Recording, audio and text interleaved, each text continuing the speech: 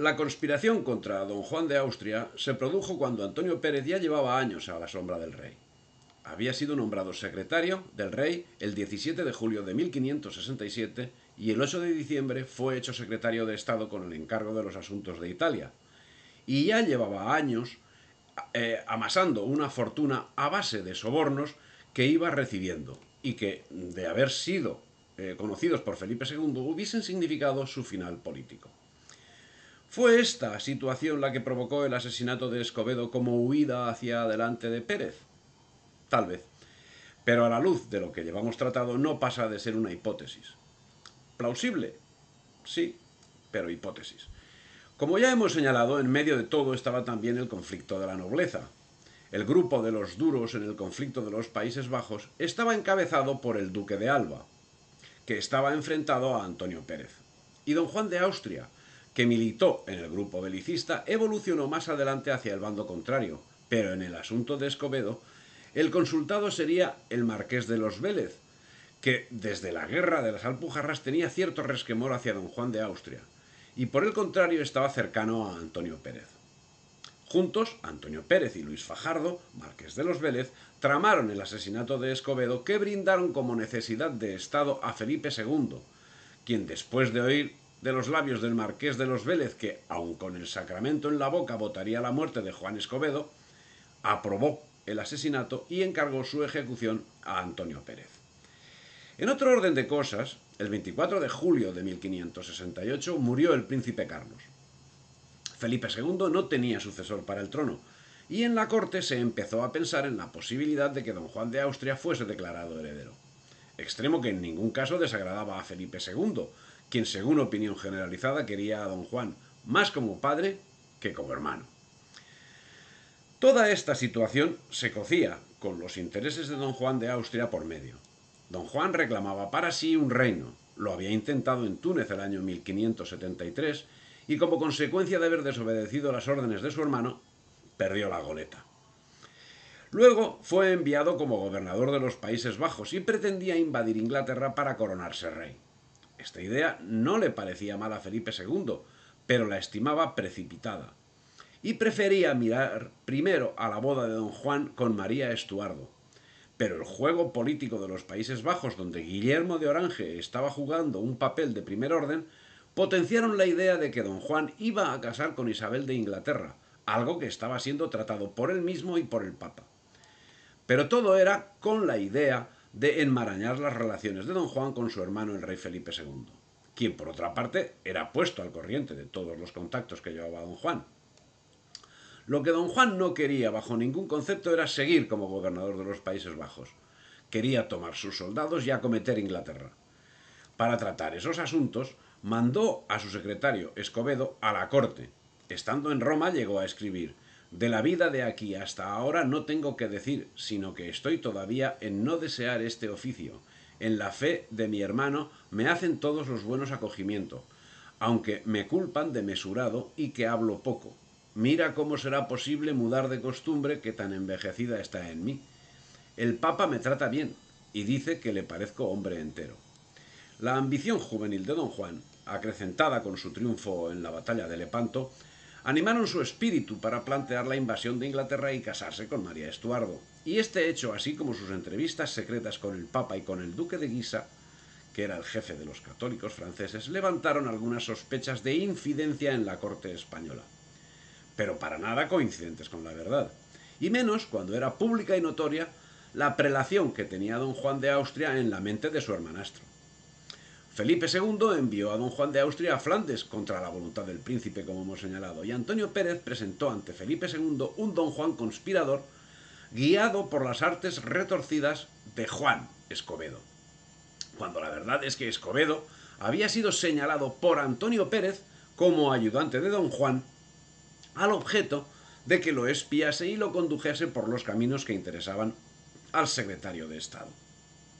Pero Escobedo acabó siendo un fiel colaborador de don Juan y con ese hecho firmó su sentencia de muerte.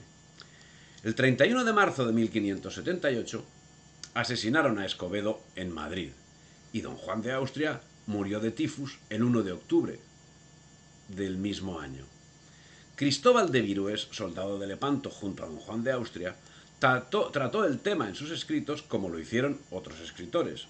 Fiel a su querido general, no podía pasar inadvertido ante unos hechos en los que don Juan de Austria fue parte, consciente o inconscientemente, de una intriga cortesana que ocasionó una de las mayores crisis del reinado de Felipe II. Crisis que pudo dar al traste con la unidad nacional y con la existencia misma de uno de los tronos más poderosos de todos los tiempos. Una intriga que en boca de Antonio Pérez resolvió el rey católico como ejecución necesaria y forzosa para atajar la turbación de sus reinos y otros, quizá del mundo, que se podía temer de aquellos tratos o inteligencias de don Juan de Austria. Una intriga que hace que François Mignet se pregunte ¿qué motivó a Felipe II a mandar a la muerte de Escobedo, causa original, ya que no única, de todos estos sucesos? ¿Qué parte tomó Pérez en la ejecución de este homicidio? ¿Fue mero instrumento de la política recelosa del rey o más bien le aconsejó se deshiciese del secretario, confidente y agente de su hermano? Si con sus consejos le impulsó a tal extremo, ¿le guió la razón de Estado o un interés particular? ¿Le persuadió a ello porque Escobedo exaltaba la imaginación ambiciosa de don Juan, instigándole proyectos peligrosos? ¿O se sirvió de este pretexto engañando a Felipe II para desembarazarse él mismo de un hombre molesto que vituperaba sus amores con la princesa de Éboli, viuda de Ruy Gómez de Silva, de quien ambos eran hechuras? En esta época, la princesa, la de Éboli, contaba 36 años. Era madre de 10 hijos y era tuerta. Y a lo que parece conservaba una gran belleza y una gran ambición, lo que le permitió pasar de ser mujer recatada a ser una cortesana que acabó intimando más de lo que el recato permite con el secretario de Estado, que no con Felipe II. Pero intimando, ¿hasta dónde? Al parecer, bastante más allá de la intimidad sexual. Por otra parte, ¿qué relación tenía Antonio Pérez con Escobedo? Pues muy cercana. Tanto que en 1574 había redactado cartas pidiendo favores para él, donde lo llamaba grande amigo mío y como hermano. A la par, se sucedían otros asuntos que acabarían entrelazándose con estos. Don Juan había sido enviado en 1576 a Flandes tras haber triunfado los postulados pacifistas enarbolados por Antonio Pérez, que defendían una nueva política conciliadora con los rebeldes flamencos tras los fracasados gobiernos militares del duque de Alba y de Requesens. Al objeto de completar la labor de pacificación que había empezado el duque de Alba y que Requesens no pudo terminar al haber fallecido ese mismo año.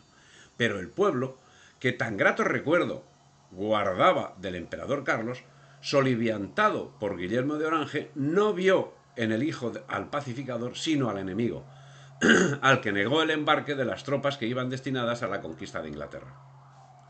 Esta situación enervaba a don Juan, que acostumbrado hasta entonces a empresas rápidas y brillantes, le desesperaba su impotencia y víctima ya de las mortales amarguras que le condujeron lentamente al sepulcro, pidió ser relevado. Para tratar estos asuntos que tanto preocupaban a don Juan de Austria, en 1577 viaja Escobedo a España, al objeto de recaudar fondos y buscar apoyo contra los rebeldes flamencos. Era Escobedo uno de los íntimos de la casa de Éboli, protegido del fallecido príncipe. Escobedo llevaba un tiempo en Madrid ocupado de los asuntos de don Juan y el ambiente se hallaba enrarecido debido al gran disgusto que manifestaba el héroe de Lepanto. Pero no era este asunto el único que enrarecía el ambiente. Las diferencias comenzaron a surgir entre Escobedo y su antiguo amigo de conveniencia, Antonio Pérez, por lo que aquel, siendo que tenía fácil acceso a los asuntos de la casa gracias a la larga relación que había tenido con Ruy Gómez de Silva, comenzó a investigar sobre las relaciones existentes entre la princesa de Éboli y el secretario de Estado. La pesquisa le resultaba sencilla, dado que conservaba excelentes relaciones con el servicio, y éste, en su fuero interno, se sentía dolido con el trato recibido por parte de la tuerta más guapa de la historia. Escobedo y Antonio Pérez eran partícipes de un mismo partido. Antonio Pérez había gestionado el nombramiento de Escobedo como secretario de don Juan de Austria con la idea de mantener informado por encima de la voluntad del propio don Juan, y ambos eran amigos, hasta el punto que entre las partidas de bautismo de la parroquia de la Almudena están las de los hijos de Antonio Pérez. Juan Escobedo aparece como padrino. La amistad entre los dos secretarios es evidente. Pero Escobedo resultó ser un fiel secretario. Sin embargo, Antonio Pérez era muy dado a las intrigas, como era dada su amante, la princesa de Éboli. Juntos o separados, propalaron supuestas conspiraciones de don Juan de Austria, que nunca conspiró, y Felipe II, al parecer, creyó en un principio lo que le decía su secretario. Pero las relaciones entre estos dos secretarios, que habían de ser buenas, estaban entrando en el terreno de la enemistad manifiesta. En ese año de 1577, Escobedo amenazó a Pérez y a la Éboli con ir con el cuento de su relación a Felipe II. Y es que la relación, ya grave de por sí, dada la situación política de los implicados, alcanzaba cotas de delito cuando, saliendo del puro asunto sexual, alcanzaba asuntos de interés nacional en el que se veían implicados don Juan de Austria y el propio Felipe II. Con estos descubrimientos y con la amenaza de divulgarlos, firmó Escobedo su sentencia de muerte. La lucha palaciega presumiblemente alcanzaba cotas inaceptables que fueron detectadas por Escobedo. Pero la mente retorcida de Pérez supo dar la vuelta contra aquel, presentándolo como traidor. Era manifiesta y hasta alarmante el ansia que demostraba don Juan de Austria por ceñirse una corona, pero esta voluntad jamás mermó un ápice la fidelidad a su hermanastro. La mente retorcida del político Antonio Pérez supo utilizar en beneficio propio esos excesos del héroe y, al verse acorralado por Escobedo, supo también utilizar ante Felipe II con intención artera las expresiones que, con relación a algunas defensas, había propuesto el secretario de don Juan. En concreto, había solicitado que se fortificase a Peña de Mogro junto a Santander y se le diese tenencia de ella. Al expresar su parecer sobre aquella cuestión, mostró Pérez al monarca el atrevimiento de su desatentado rival. Le recordó minuciosamente las tentativas de Escobedo para la empresa de Inglaterra. Le dijo que públicamente se alababa de alcanzar su fin en aquella expedición, colocando a don Juan en el trono y reservándose el puesto más aventajado entre los señores del país. Le recordó sus antiguas palabras antes de partir para Flandes, cuando aseguraba que, siendo dueños de Inglaterra, se podría alcanzar con España solo con tener la entrada de Santander y de su castillo con un fuerte en la Peña de Mogro, alegando para esto que cuando se perdió la nación española desde las montañas se recobró. La pretensión, pues, de Juan Escobedo era un acto de sedición manifiesta que era necesario castigar pronta y secretamente para evitar turbulencias sucesivas en daños y perjuicio de los reinos. Esa fue la respuesta que recibió Escobedo a la llamada de atención que hizo a Pérez y a la Éboli.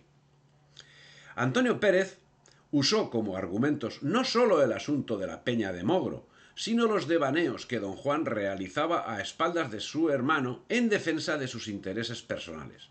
Devaneos que, si eran graves cuando representaron un peligro para la nación, aunque solo fuese por la incuestionable fidelidad y amor que se dispensaban los dos hermanastros. Antonio Pérez confabuló de tal manera que consiguió deteriorar aún más las relaciones que ya entonces eran tensas entre el rey y su hermanastro, haciéndole al primero considerar subversivas las actuaciones del segundo. Antonio Pérez convenció al rey de que Escobedo debía ser asesinado y éste dio su aprobación, aunque las razones permanezcan oscuras. Al final Pérez, tras intentar primeramente y sin éxito envenenarlo, contrató un grupo de asesinos que acabaron con Escobedo en las calles de Madrid en marzo de 1578. Pero Antonio Pérez utilizaba la política apoyándose en los puntales que lo encumbraban, entre ellos el arzobispo de Toledo, miembro de su partido, y el nuncio del Papa. La alusión expresa a sus buenos oficios y servicios, la confianza que en él parece depositar el nuncio con matices de exclusividad, ponen bien en claro el influjo cada vez mayor de Pérez en la vida cortesana. No solamente aparece su firma al pie de las cartas reales o se menciona su nombre vagamente en diversos asuntos sin mayor precisión, sino que numerosas veces se une su apellido a temas de tanta trascendencia como los de la armada contra el turco o los de la política italiana o flamenca o inglesa. Alguna vez aparece mezclado con Escobedo en asuntos tocantes a Flandes. Y es que sus relaciones en los estamentos religiosos eran de primer orden. el nuncio de su santidad consultaba frecuentemente al disoluto joven sobre puntos canónicos y casos eclesiásticos. Le favorecía con su amistad el arzobispo de Toledo y le respetaban sus subordinados. Si te ha gustado el vídeo, dale me gusta, difunde y suscríbete al canal.